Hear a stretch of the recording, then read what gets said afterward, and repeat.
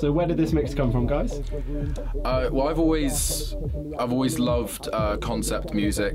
I love bands like Coheed and Cambria and The Deer Hunter and Between the Buried and Me. I've always loved that idea of being able to use music to tell a story through the lyrics, whether that's like a nice story or a really dark story. And I've always wanted to tell a story in music, but it was always going to be in some death metal horrible album. So I look over the balcony to see what lies below. The lights flash down, but how far I just don't know. I can see a man staring at me from the back.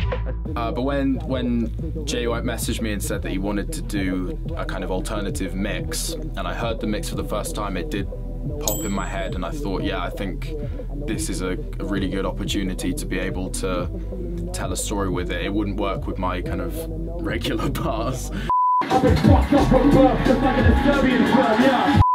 Yeah, definitely not. Maybe not. But yeah, and I wanted to write a story that was very metaphorical but had a kind of literal sense. It was kind of rounded in realism, and I wanted it to touch on personal things that have happened to me, and I wanted to kind of use it as a way to help myself come to terms with these things that have happened. And yeah, I really liked the idea of using lyrics to do that. For that you should be proud. This place is about you, so just don't worry about the crowd.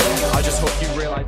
I mean, originally for me it just started out as an idea, again, of just wanting to do something a bit different and a bit unique to your normal drum and bass set, and I needed an MC who would be able to adapt to that and be creative in it. And obviously I found that in High Tech, who was super excited, like he said, when I pitched the idea to him. There's a lot of what I'd call more alternative drum and bass in it, definitely more known artists and everything. No one too obscure. There's a lot of big names, a lot of big tracks that I mix, but I just did it a bit more alternative on purpose. So I sort of focused on tracks more that meant a lot more to me personally, tracks that I loved personally, some of my favourites.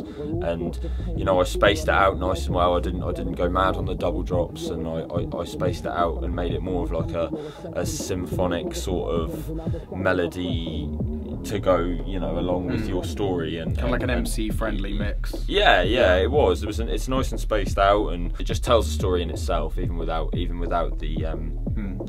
your input. But then obviously Neon Underworld was made once it was put together. The mix came first and then the story afterwards. Yeah, and as soon as it we listened back, it was like, yeah, this is good, and this is different, and even whether it does well or not, it's unique, and that's what I want. I've always wanted to experiment with something like that and try something a bit different from your normal drum and bass set that you'd find online or wherever. But I don't know who he is.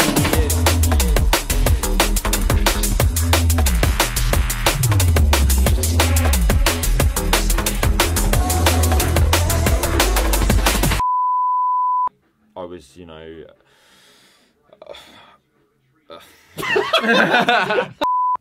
some fucking bullshit that I'm talking about. As we do love filthy bangers, yeah, though. I do love my jump up. I do love reckless triple drops. Don't get me wrong, I love headaches. Don't hold it back a concealer. If you're feeling this and I feel ya. The Neon Underworld. Are you joking? The Neon Underworld. Fuck! It's saying the Neon Underworld. Trying to do it like in that speed is.